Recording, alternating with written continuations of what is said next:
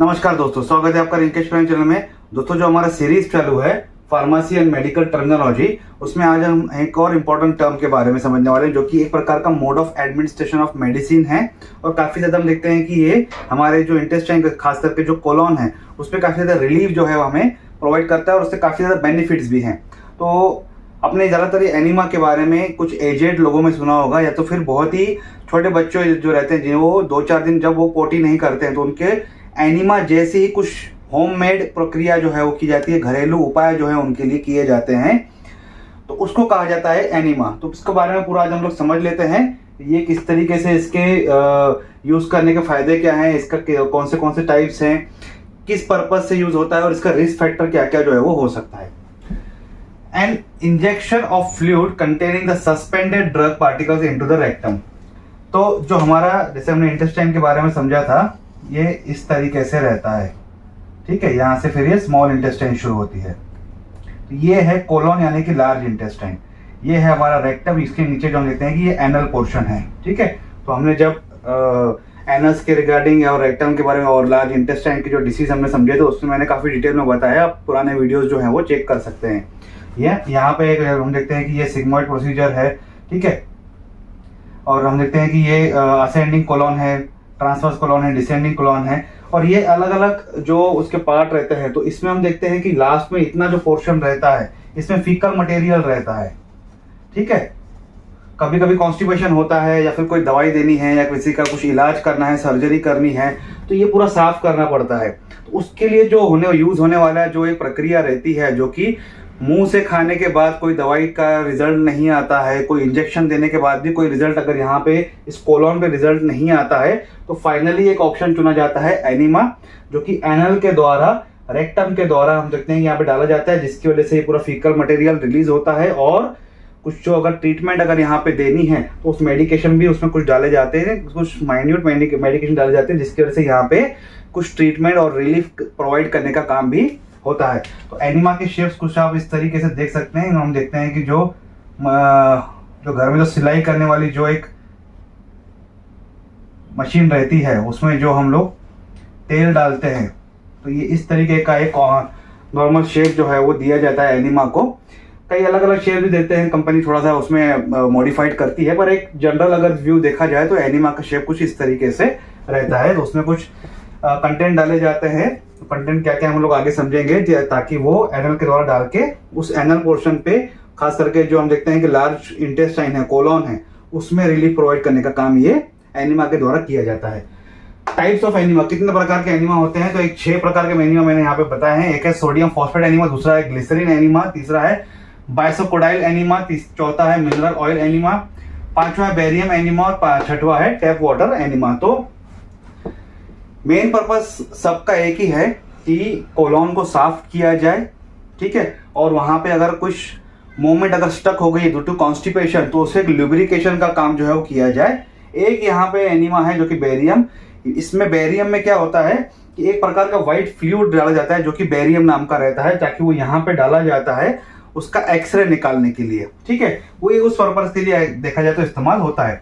अब sodium phosphate enema मतलब normal saline का जो पानी रहता है, नॉर्मल सलाइन जिसे हम लोग कहते हैं, जो कि हम ब्लड सर्कुलेशन के थ्रू लेते हैं, तो उसी तरीके का एक सोल्यूशन रहता है, जो कि यहाँ पे डाला जाता है। मेनली ये जब नॉर्मल कॉन्स्टिपेशन जब होता है, तब ये इस्तेमाल किया जाता है। ये स्टिमुलेट करता है यहाँ के कोलोन्स को, ताकि जो स्टक पू है, जो फीकल मटेरियल है, वो फिर वॉश आउट हो जाता है। ग्लिसरीन एनीमा, इसमें पानी के साथ साथ ग्लिसरीन डाला जाता है, ताकि ये जो है इसको थोड़ा सा स्टिमुलेट कर सके, थोड़ा सा लुब्रिकेट करने का काम भी ग्लिसरीन करता है। बाइसोकार्डियल एनीमा, जो कि हम देखते हैं काफी सीवियर जिसे कॉन्स्टिपेशन है, वहां पे ये इस्तेमाल किया जाता है एनीमा, ताकि इस कोलोन की मूवमेंट को भी ये बढ़ाने में हेल्प करते हैं।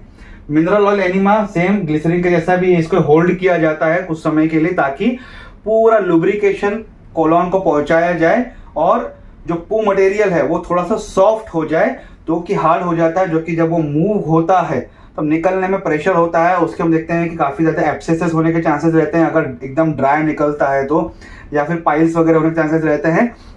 तो ऐसी संभावना ना हो, इसलिए मिनरल ऑयल एनीमा इस्तेमाल किया जाता है, ताकि जो म्यूकस लेयर है उससे भी ल्यूब्रिकेशन मिल जाए और जो फीकल मटेरियल है वो भी थोड़ा सा सॉफ्ट हो जाए ताकि वो अच्छे से बाहर निकल सके। बैरियम एनिमा, जैसे मैंने अभी आपको बताया कि ये स्पेशली हम देखते हैं कि एक्सरे अगर निकालना है तो उसके लिए ये बैरियम डाला जाता है जो कि व्हाइट कलर का रहता है, फिर उसका एक्सरे निकालते हैं तो उसका शेप प्रॉपर आ जाता है। टैप वाटर एनिमा सेम उसके लिए है, घर के इलाज में हम लोग इसे इस्तेमाल करते हैं, कोई घर में भी इस्तेमाल कर सकता है उसको। व्हेन शुड हैव एनिमा, ठीक है, कब होना चाहिए? एक तो कॉन्स्टिपेशन रिलीव करने के लिए, ट्रीट द फीकल इम्पैक्ट, काफी ज्यादा उसमें हार्ड वगैरह अगर हो गया है फीकल मटेरियल तो उसे सॉफ्ट रन करने के लिए इस्तेमाल किया जाता है। प्रिपेयर फॉर सर्जरी, मान लीजिए किसी को कोलोन की कोई सर्जरी करनी है, इंटेस्टाइन से रिलेटेड कोई सर्जरी करनी है तो उसमें अगर ये फीकल मटेरियल पड़ा रहेगा तो सर्जरी प्रॉपर होगी नहीं, कट्स के द्वारा वो फीकल मटेरियल हाथ में लग सकता है। तो एनिमा डाला जाता है, इंश्योर किया जाता है कि ये पूरा फीकल मटेरियल इंटेस्टाइन जो है पूरा लार्ज इंटेस्टाइन खाली हो जाए ताकि उससे सर्जरी प्रॉपर तरीके से किया जाए। कुछ कट्स हैं, सर्जरी हैं, खास करके जो एब्सेसेस होते हैं और हम देखते हैं कि जो पाइल्स वगैरह रहता है तब उस टाइम पे अगर कोई सर्जरी करना है तो उसमें ये प्रोसीजर जो है वो फॉलो की जाती है। प्रिपेयर फॉर कोलोनोस्कोपी, कोलोनोस्कोपी मैंने आपको बताया था कि कोलोन के अंदर जो एक स्कोपी डाला जाता है, स्कोप जैसा, जो कि इसके अंदर कैमरा और लाइट रहती है, जो कि पहले के वीडियोस में हम लोग क्लियर कर चुके हैं, जो कि वहां पे फ्लेक्सिबल कोलोनोस्कोपी रहता है और एक जगह का रिजिड रहता है कि मतलब ज्यादा फ्लेक्सिबल नहीं होता है। तो अलग अलग प्रकार की कोलोनोस्कोपी होती है जिसकी वजह से वो यहाँ का अंदर का जो स्कोप है, मतलब जो ग्राफ वगैरह जो है वो निकाला जाता है तो वो स्क्रीन पे दिखता है। तो उसके लिए कोलोनोस्कोपी अगर करना है तो ये फीकल मटेरियल बाहर निकालना पड़ता है पूरा, तब जाके ये होता है। हैव एन इमेजिंग प्रोसीजर, कोई सिटी स्कैन इमेजिंग अगर करना है तो उसके लिए करना पड़ता है। रिसीविंग द एनी मेडिसिन, तो कोई अगर दवाई इसके थ्रू देनी है तो दवाई तब असर करेगी ना जब वो टारगेट जो म्यूकस लेयर है, जो सेल्स है वहां पहुंचेगी। तो कब पहुंचेगी? जब वहां पे रास्ता साफ होगा दवाई के जाने के लिए। अब यहाँ पे पूरा चोकअप है अगर मैं फीका मटेरियल से, तो दवाई पहुंचेगी कैसी? तो इसके वजह क्या करना पड़ता है, इसको पूरा बाहर निकालना पड़ता है और एनिमा की जो मेडिसिन डाली जाती है ताकि वो वहां की जो लेयर है वहां पे मेडिसिन जो है वो प्रॉपर पहुंच सके और अपना काम कर सके। पर्पस ऑफ एनिमा क्या है? दो पर्पस है, एक प्रकार के एनिमा क्लीन करना है और रिटेंशन करना है। एनिमा को क्लीन करना है मतलब ये फीकल मटेरियल कॉन्स्टिपेशन है, काफी कब्जी है, कुछ सर्जरी प्रोसीजर करना है, उसको क्लीन करना है, बाकी और कुछ नहीं। रिटेंशन क्यों करना है? ताकि वहां पे कुछ मिनरल ऑयल हो गया, ग्लिसरीन हो गया, मिनरल ऑयल खास करके वहां पे डाला जाता है ताकि वो सॉफ्टनिंग कर सके, या फिर कोई मेडिकेशन डाली जाती है, या फिर बैरियम एनिमा डाला जाता है एक्सरेस के लिए, तो उसे रिटेंशन एनिमा कहा जाता है। मतलब या तो क्लीन कर लो तुरंत, या तो कुछ रिटेन करो ड्यू टू सम रीजन, उसका कुछ रिजल्ट आने वाला है इसलिए उसको रिटेन करना है। अमाउंट ऑफ सोल्यूशन, कितना सोल्यूशन डाला जाता है भाई? ऐसा तो नहीं कि कुछ कितने भी अमाउंट हम डाल सकते हैं। लार्ज वॉल्यूम एनिमा मतलब 500 से 1000 ml, यानी कि आधा लीटर से 1 लीटर डाला जाता है। तो विच क्लीन्स द कंप्लीट कोलोन, जो कि कोलोन का ये जो पूरा हिस्सा है उसे पूरा लगभग माना जाता है कि इतनी क्वांटिटी अगर हम लोग एनिमा के थ्रू देते हैं तो पूरा कोलोन साफ जो है वो कर लेती है। स्मॉल वॉल्यूम एनिमा मतलब लेस देन 500 ml, अगर आधा लीटर से कम एनिमा अगर डाला जाता है तो वो जो यहाँ का प्रोसीजर रहता है, लोअर पोर्शन जो मैंने यहाँ पे डार्क किया हुआ है, इतना पोर्शन जो है वो साफ करने के लिए इस्तेमाल किया जाता है। मतलब it's cleanses the lower part of colon. अब प्रोसीजर कैसी होती है? बहुत सिंपल प्रोसीजर होती है, खास करके कहा जाता है आपको कि घर पे कीजिए या तो फिर डॉक्टर के यहाँ पे भी अगर प्रोसीजर जो है फॉलो की जाती है।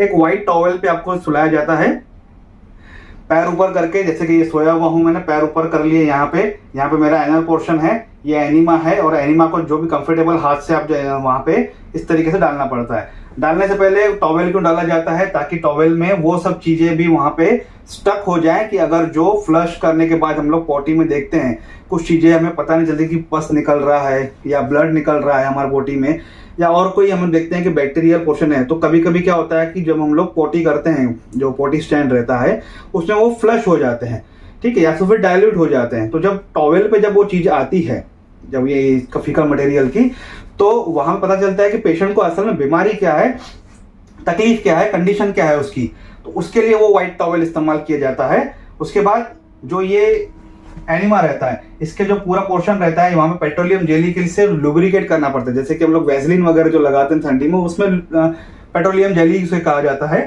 तो उसके लगा के बाद उसको प्रॉपर हाथ, दोनों हाथ पहले जो है दोनों हाथ उसको वॉश करने चाहिए, ताकि आपका कोई हाथों में जो इन्फेक्शन है या फिर कोई डर्ट है तो वो यहाँ पे नहीं लगना चाहिए, क्योंकि ये म्यूकस लेयर है और ये इजीली इन्फेक्टेड हो सकती है आपके हाथों के द्वारा, नाखूनों के द्वारा, तो नाखून भी कट्स होने चाहिए। फिर ये इसको यहाँ पे इस तरीके से एनिमा को डाला जाता है, एनल के अंदर प्रेस किया जाता है, और अगर उसे फ्लश ऑफ करना है, मान लीजिए अगर वो रिटेंशन नहीं है, सिर्फ क्लींजिंग के लिए, बस इसको फ्लश करके निकाल दो, क्लीन कर देगा। अगर उसके ये यहाँ पे रखा हुआ है, उसे रिटेन करता है, डॉक्टर बोलते हैं कि आपको उसको होल्ड करके रखना है जब तक आपको ज़्यादा प्रेशर नहीं होता है, तो वो रिटेन करना पड़ता है। जैसे ओवर प्रेशर होता है, जब आप होल्ड नहीं कर पाते हैं तो ऑटोमेटिकली वो रिलीज हो के पूरा फ्लश ऑफ हो जाता है।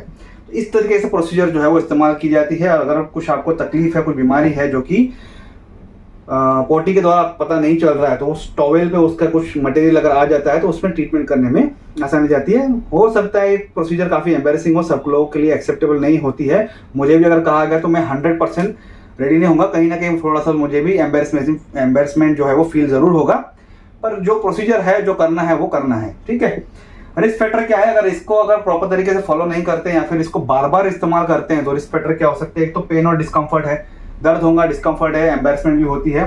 पंक्चरिंग योर रेक्टम, रेक्टम भी कभी कभी हम देखते हैं कि बार बार यहाँ लगने की वजह से, प्रॉपर फॉलो नहीं करने की वजह से यहाँ पे जो रेक्टम रहता है वो पंक्चर हो सकता है, वहाँ पे इन्फेक्शन हो सकते हैं, उसमें शेड हो सकता है। पंक्चरिंग और कोलॉन, ये जो कोलॉन है वहाँ पे भी कभी कभी शेड हो सकता है। बार बार प्रेशर अगर उसके आएगा तो उसकी जो लेयर्स रहेंगी वो डैमेज हो जाएंगी और उसमें पंक्चर होने के चांसेस रहते हैं।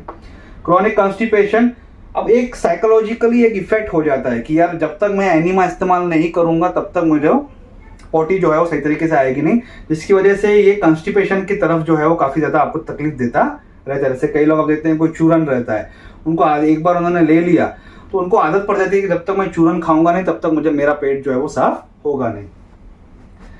कुछ इन्फेक्शन होने के चांसेस हैं, इन्फेक्शन होता है। इलेक्ट्रोलाइट इम्बैलेंस हो सकता है, बार बार अगर फ्लश ऑफ करते जा रहे हैं तो लिक्विड भी निकलेगा, सब ये निकलता जाएगा बार बार, तो इलेक्ट्रोलाइट इम्बैलेंस होगा। जैसे हमने पहले समझा था कि जो लार्ज इंटेस्टाइन में जो डाइजेशन होता है वो किस तरीके से होता है, मैंने अलग से एक वीडियो बनाया था।